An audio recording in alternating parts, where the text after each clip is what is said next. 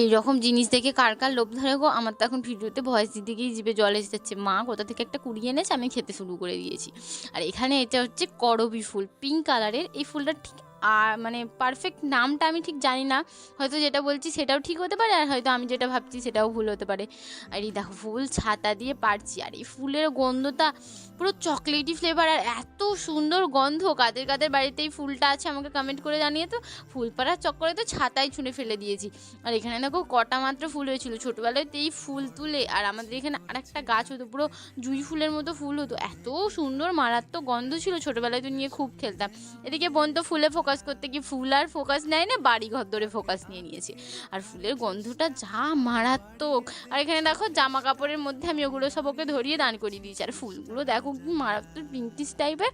আমাদের এখানে এই গাছটা আছেই একজনের বাড়িতে, বাদ বাকি সবাইদের আছে বাট সাদা কালারে।